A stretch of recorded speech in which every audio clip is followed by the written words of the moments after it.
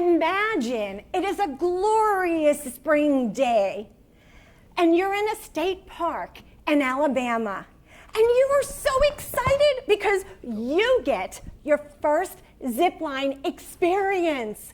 Oh my goodness, you're standing on the platform. You're settled into your harness and your lanyard is hooked to the trolley and you jump off.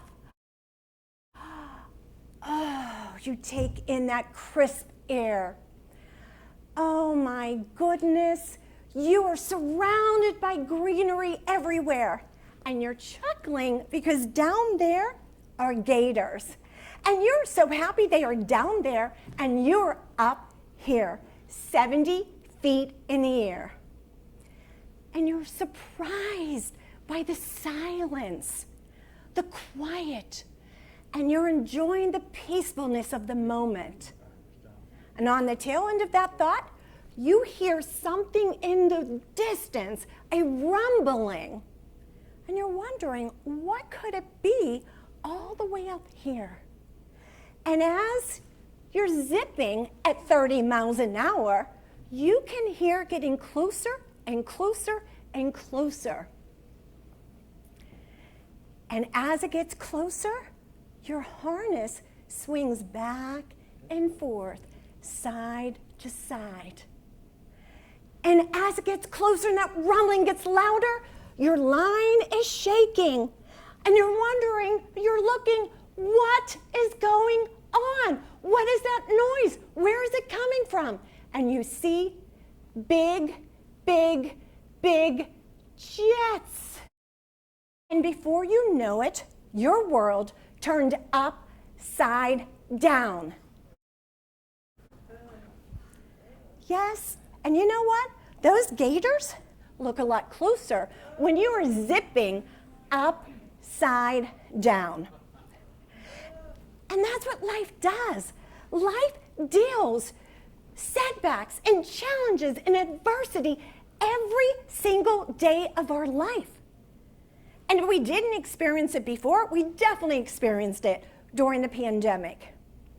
And if you think your struggle might be a little tough, imagine you're zipping 30 miles an hour, 70 feet in the air, and you're ready to go into tower number 2. Upside down is not the place to be. But it happens. Life does. It turns us inside out and upside down. You could be ready to sign the largest contract of your sales career.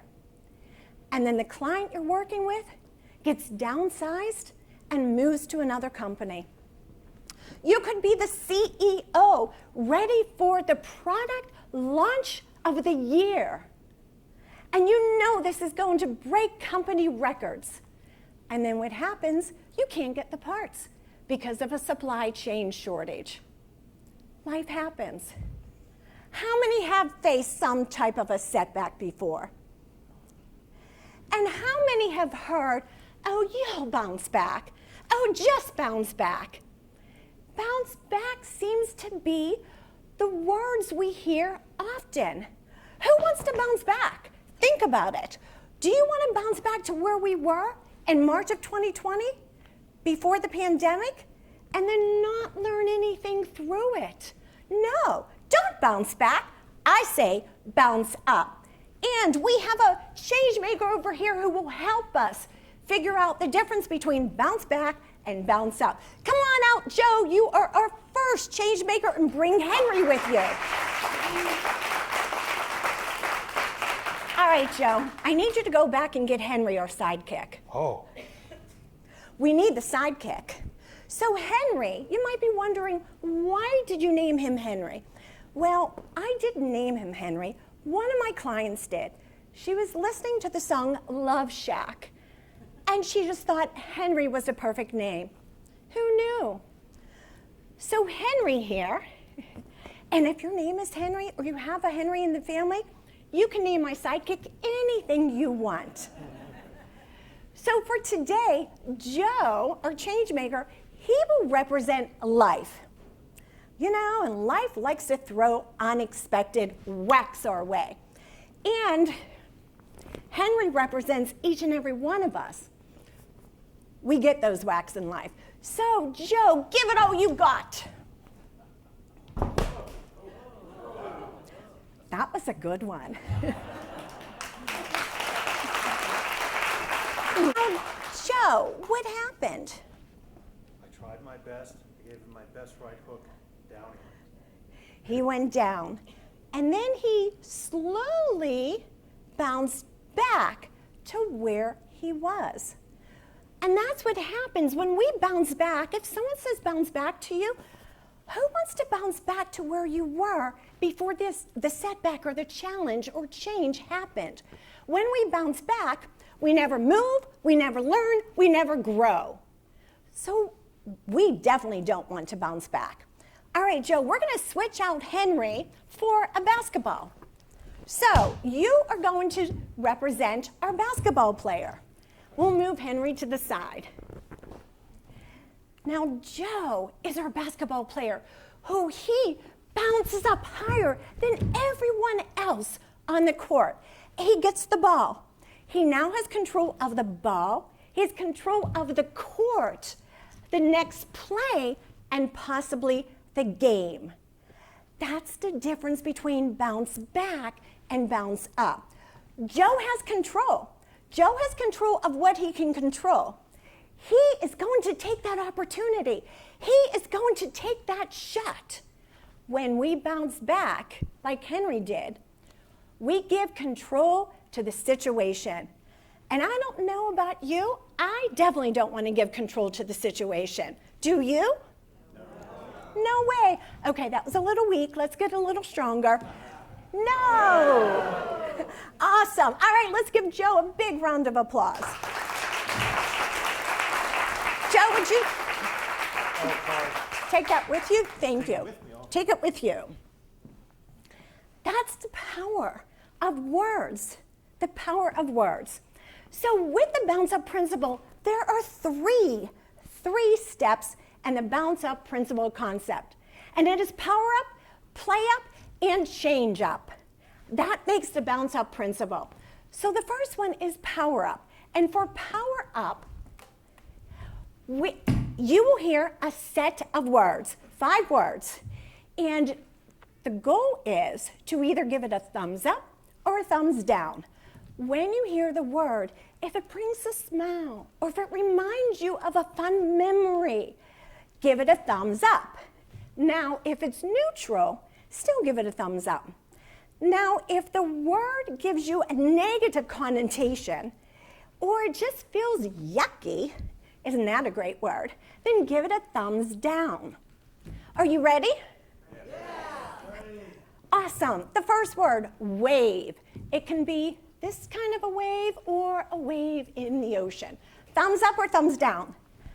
A sea of thumbs up. Awesome. The next word, magic wand. Thumbs up. Good. The third word, thank you. The fourth word, buzz. Buzz Lightyear. Oh, we have mostly thumbs up, 1 or 2 thumbs down, and the last word, six-pack. Whatever kind of six-pack you want. All right, I see the guy in the back. He's jumping up and down. Okay, we know what kind of six-pack you are thinking about. Now, everyone gave it a thumbs up. Now, the next set, same exercise. And the first word is mandates. Oh my goodness, thumbs down, and I can see a change in body language. The second one, chemo. Ooh, big thumbs down. The third one, I'm sorry.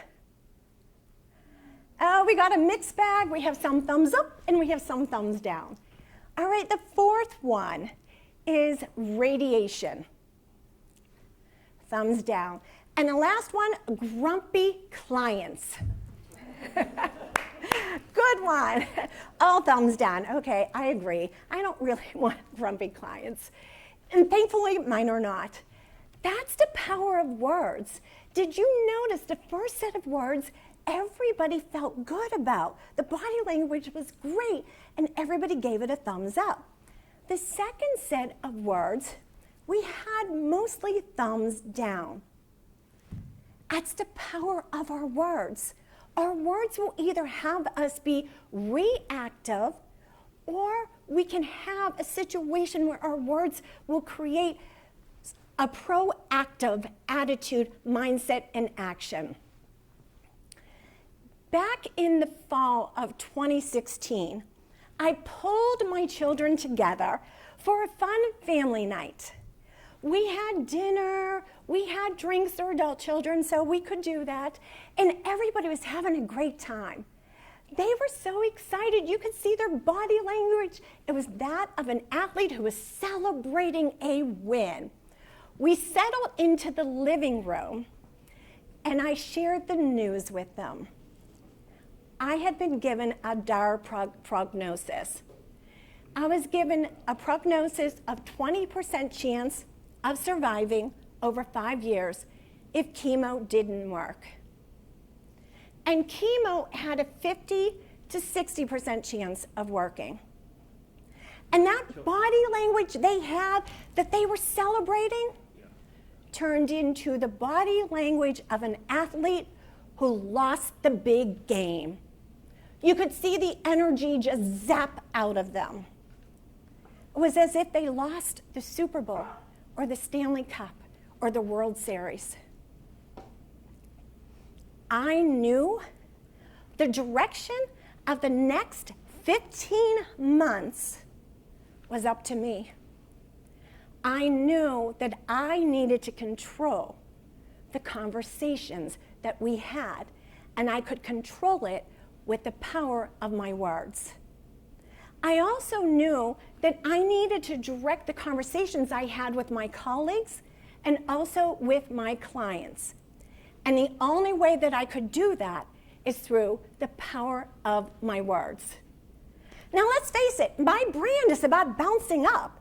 And if I couldn't control the words I used, how could I expect my clients to bounce up when they hit sales rejections or the product launch didn't happen? I needed to be at the helm of those words, the power of words. That's the first one. The second step is play up. Now I need 3 change makers who can join me on stage. Oh my goodness, thank you. I see someone in the back. Come on up. All right, we see someone in the middle. Come on up. Wonderful, we have our 3 change makers. So this next one, come join me on the stage, and if you will grab one of these posters here, this would be great. And then take a step back. Give our change makers a round of applause. And we have Mary Susan, Barb, Dorothy.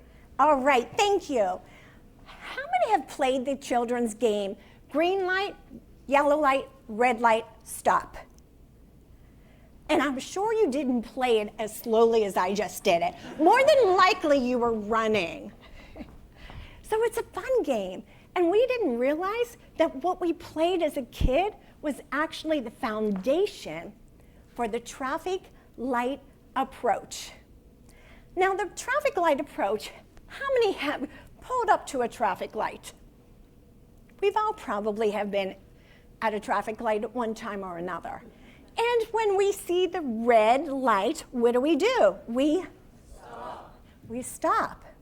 When we see the yellow light, what do?